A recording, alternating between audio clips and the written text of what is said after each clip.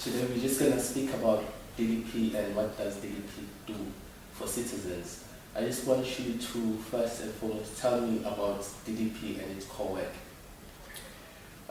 Thank you, Thula. Our core work is about educating citizens, activating citizens towards democracy. So if I had a principal statement to make, it would be to consolidate and promote democracy. But those are big words. And the sense for us is, how do you translate that so it's meaningful, practical for ordinary citizens to grasp it, to live it, to fight for it, to understand what it really is about. We think democracy is a big word, and it becomes a bit corny. Everything is about democracy, but saying the word doesn't mean we fully live it or understand it. So DDP's aim is to see how we can embed that at the level of community, at the level of citizens, so that it's a felt reality. So in practical sense, how does DDP allow citizens to choose their own path of determination? We think we have a pretty unique methodology of how we do this. And you know, we hear the words about accountability and governance and taking responsibility and rights and responsibilities. And our big challenge was, how do we translate that into the spaces the citizens actually live, reside, and be a part of the South Africa? And that meant going back to grassroots into community. So our main area of work is local. It is in communities. It's around projects, around specific problems that communities might have. Because the sense is, if someone wants to mobilize around something, our biggest intervention is that if we can work with them, can walk with them through that process, then we can root democracy in a very real way. Rather than just talking about democracy, through the way in which they undertake that project. How are they accountable to each other? What are their rights and responsibilities? How do they make sure that governance systems in place? This is all about democracy. And the sense is, if it's connected to their daily lives, they will then start to make the movement to understanding what the bigger thing is about, because they're seeing it and living it in their communities, rather than us doing workshops on how to vote or what democracy means. We want to make it real for communities, and therefore our principle of working with communities as they discover their own roads and own journeys underpins all our work at DDP. Would you say that DDP empowers or transforms citizens, or is it one of those things that capacitating citizens is just a matter of empowering? Yeah, I think the word empowering is misleading, because I don't believe anyone can empower anyone else or transform anyone else. That's a very personal decision. It has to come from inside. I think if I just think about three words that would encapsulate our approach, it's to educate, activate, and mobilize citizens. And those things are not necessarily in any order. It's constantly educating, activating, mobilizing around things. It can't be an abstract concept for citizens. The more real we make it, the more it's going to be deeply embedded in their psyche as part of an emerging new culture in South Africa. And to us, that is the key. So it's working with communities and citizens on their terms, in their spaces, with their priorities. What we normally think happens within the NGOs in general is that we think we have to train them more, give them more, save them from themselves, rescue them from their place of poverty. And that hasn't worked. All that's done is create a culture of dependence, a culture of poverty, a culture of negativity that I can't do anything for myself. And to reverse that, it requires a changing of a set of values. And values are not changed simply by doing a workshop. It has to be deeply felt. And you do that by invoking in people feelings about that community. We talk about words like social fabric and social cohesion. These are big words. But when simply I can connect to you around a project that we'd like to do together for this community, for our children, that's more purposeful to me. It's easier to get me into the room to talk about that than to talk about the state of national parliament. Okay. And to talk about the methodology of engagement, can you just take us through that? We have, over the years, through our own learning and through many mistakes, learned that to work with community it's a slow and messy process. It's not like the textbooks say. You know, have the training manual, take them to a workshop, and they leave there transformed and everything is perfect. So for us, it was working with how do communities really work? And as we explored that, the messiness meant that we needed to understand more fully the spaces and communities we're in. For example, coming from a culture of dependence, of being told what to do, and now saying do something for yourself, is a huge shift for people. So we have to recognize that there's resistance in the room. Some people will say no, they don't want that. They're quite used to sitting down and getting things done for them. So shifting that culture means we have to look at questions about, one, reigniting in that community a sense of that they do have something to offer, that they do have gifts and assets, that there are possibilities. It's changing the mindset from one of poverty to one of unlimited abundance. And it's that shift that's the first step. Once we get communities begin to see that they have resources, they have possibilities, they have artists and things in the community, we think that's the first step. So bring possibility into the room and saying, how then do we harness this? How do we work with it? How do we make sure that it goes into every layer of that community? And that means working with them, setting up committees, working with projects, but I would say working very differently. DDP follows a methodology of saying that in any community conversation, there's some key things. One, the process is very slow. Be prepared to take one step forward and 10 steps back. Not be frustrated with the process. People will come and go into the process. People are not used to saying no. So dissent is a serious thing in the room. People feel that conversations need to be polite and respectful instead of saying what they really feel. As a result, what happens is that we often have projects that evoke first huge emotions. There's money coming to the community, and 6 months later you go there, that community is completely fragmented and broken. People are fussing over money.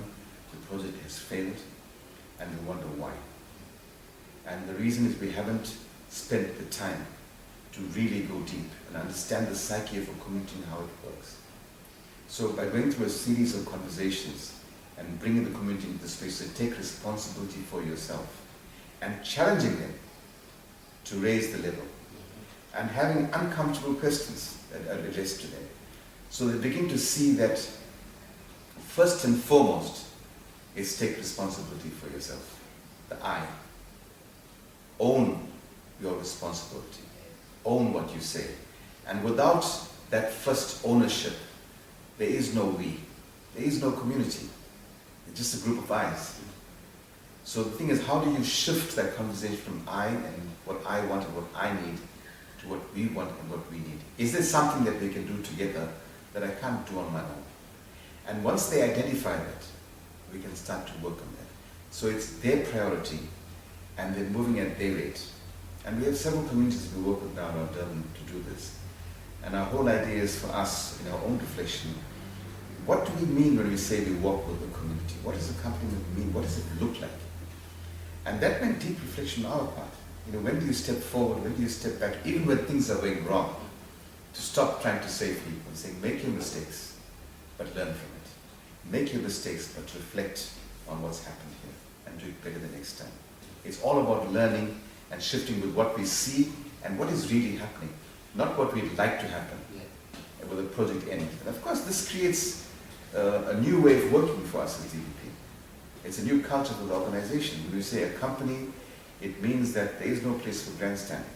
There is no place for traditional training of communities to become better communities. It's working in their messiness, on their terms, and being available to support them when they need it. I think that would be a fairly good summing up of what we try to do. It's more complex than that reality, but that more or less is what how it operates. But in practical sense, you do have organizations which have ground roots like SONET and the GKCF. How does that relationship link up with the work that DDP does? They each have their own work to do. And the big thing for us is exactly that they have their own work to do. Once they identify their priorities, our task then is to see how we can support them. So the support can take different forms. For example, we have a room available for people to use here for the meetings, our DDP Cafe, which is Wi-Fi enabled. We encourage people to come into this space so that we create a sense of a DDP community. So on the one hand, we're trying to say at the macro level, bring these different communities together into a space so we can create and build and nurture a DDP community of practice. So that we're working with at the moment 7 or 8 communities around KwaZulu-Natal. Those communities will be the subject of our capacity building workshop, depending on what they want. Things like fundraising, things like advocacy, things like governance. Whatever they think they need, we will try and provide for them. At the same time, we are building the social fabric of a different kind of community. So whilst they exist individually, by bringing them together continuously into a space, we're creating another community. And the idea is that eventually DDP will start using the very resources that we put in to bring other communities on board. So it's a kind of pay it forward. You know, when we give people training and capacity and provide the resources, we let them know we can't do this for everyone. So when we have the opportunities to hand over, to pay it forward to other people, these same organizations must come forward. Not about money, but to say, yeah, we benefited from this and now we can give something on. And so again, it reduces this dependence, one, on DDP as a giver of funds, as a savior, also a dependence on government, to say actually we have enough wealth and gifts amongst ourselves to help each other. So even when government steps into the space, it steps in on their terms. Because we keep telling them, do not be fooled into believing that when people come to give you something, there's nothing that they want in return. You know, interrogate it more deeply and ask what the agenda is until you reach a point where you're clear. When I tell you what I want and you know what you want, then we can talk. But if we lie about it or make it too polite, then we start to play games which is actually detriment of everyone. It's that thing about being authentic with what you want to do and paying it forward. And I also think that you've changed the conventional ways of doing things. You find that people will come into the room, give speeches, and then everyone listens without having to actually voice their own opinions. You've said that we are going to sit in a set room, remove all the tables, let's sit here, and we are going to have a conversation. Each and every one of us is equal in that conversation. How does that come about? Well, I think you witnessed it for yourself when you were in the room, and it's very, very powerful. Of course, it goes in the face of convention, as you say, because we are so used to experts telling us what's good for us, that only they know about us. They know about this community. They know all the stuff about what needs to be fixed up. And a basic value principle of DDP's work is that there's wisdom in the room. It's just the voices have not been given a chance to be heard. And the more people hear their own voices in the space, the stronger those voices become. So one of our principles is to amplify the voices from the margins to bring them into the center. And if we start to do that, and people see their own wisdom, they start taking more responsibility for themselves. And every time that happens, people get amazed by the kind of conversations that they have. So we have some basic rules for conversations, because we believe people have lost the ability to have good conversations.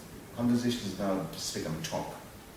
And part of our shift is, how do you have a good conversation so that you learn something from it? Something shifts inside of you in the space.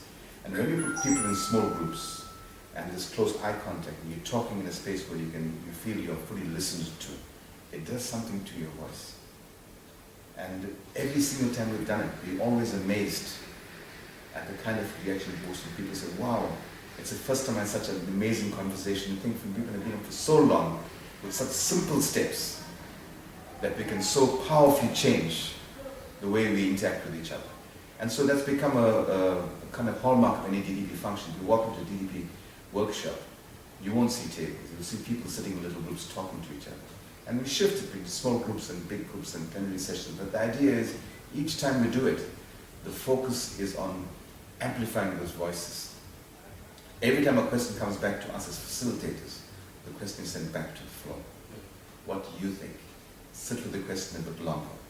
Because most time people think, my answer is stupid. You're the expert. And the moment they hear themselves say, wow, that's an incredible insight, we cannot begin to comprehend what it does for this word empower. As you hear your own voice, people say, that's an amazing idea. And probably for that person, it's the first time someone has told him or her that you had a really good idea. And just feel the power of that in the room. And over 3 or 4 days, those voices become stronger and more eloquent and more confident, and they leave with that. And for us, that's a gift that we bring into these workshops. It's saying that I have power, I have gifts, I have possibility. If we do that, then the world is open to them. If you keep telling them that in these 3 years we're going to train you to be something, that training is lost very quickly. But if I move you emotionally to see something inside of you that you did not recognize, that's lifelong learning. And for us, our process is geared towards that. If we can get people to activate and understand that, then it makes our work about democracy real. Because they challenge things now. They talk more about things. They're having different kinds of conversations. And our sense, if we create this ripple and this energy wherever we work, we will start to make, not we will, we are making a significant difference in these communities. It's not as visible as some of the other work that other people do, because it's not the kind of work you do in grand places. It's happening in small places. It's happening in one room at a time. It's happening in one community at a time. And we believe that slowing down the process is far more effective. That's the legacy that we leave behind. And that it's often said that you have to criticize your government as much as you praise them when they do wrong and when they do right. And DDP has had the courage to say that, if I can recall when there was xenophobia, the xenophobia spate, and everyone was just staying away from the conversation, DDP said we'll convene conversations, we'll have dialogue. Everyone was just so surprised at why DDP has to do this. Where does the courage come from within the organization? Thula, I think for me it's about the values of the organization. And sometimes we had to be brave and step where other people don't step into. It was a political hot potato at the time. We saw what was happening and felt we had to make a statement. I discussed with the staff and said, folks, this is where we are. And I think very fortunate for us, we have a team that saw it was a bold step, and there were consequences to it. But we said, if we don't do this, cool. And the is when bad things happen, when good people stand by and pretend that they don't see it. And someone has to do it. I think this country is at a crossroads. And we're very, very, we're very pleased with the fact that we have a constitutional democracy. We've done a lot in 20 years. But that does not mean that we sit back and accept everything that the government does. If something is wrong, it has to be said. It's not about being popular. It's about seeing the long-term trajectory for the future generation. That means having the courage to do unpopular things when you need to do it, and stand by it, even in the tough times. And for me, I think that's the test. That's the principle by which I will stand by or die for. If that means I lose my job or something happens, then so be it. But I will not back down on that. And staff are fully aware that sometimes leaders have to take tough positions on those things. I'm very, very privileged to work with people that share that vision of knowing that we have to rise above politics and look at that long-term thing and say what needs to be said. And sometimes it's not always the right thing to say, it's not the popular thing to say, but it is to say it. And I think the fact that people come to our forums to listen to it and engage in the process and see that it's not a political agenda, it's a pro-democracy agenda, it's a pro-governance agenda that makes us be seen for what we really do. And I think that's how reputation, that's how your values are lived. And I think that's what we will carry on doing as DDP. Okay, and Doc, in trying to strengthen democracy, South African democracy, what would be your closing thoughts? Democracy has to be lived. I think what's happened is we've got too caught in the rhetoric of it. And I think if we say we're a democracy, we have public participation, these become words. The question is, how do we make it real for ordinary people? And the way to make it real is to open up more spaces for public debate, not close these spaces down, to have a strong civil society, for us to recognize that we, all of us as civil society, have a responsibility for promoting this democracy. It's not just government's job. And if we don't do it, no one else will do it for us. So it's active engagement in civic life. Do something for your community, do something for yourself. Wherever you find yourself, whether it's in a school, a clinic committee, get involved. It's only through active involvement that we can start to create a layer of citizens that holds government to account. And then democracy takes roots there. But if we just play these big games and have big programs, they do not reach ordinary citizens. So we have some very powerful media. We have community radio stations, we have community organizations, we have community foundations. That's where the work needs to get done. And it needs to get done in an authentic way. That's why our principle of accompaniment and walking with, rather than walking ahead of, we think is the recipe for creating what I call co-creating a sense of democratic values and culture in South Africa. Thank you, Dr.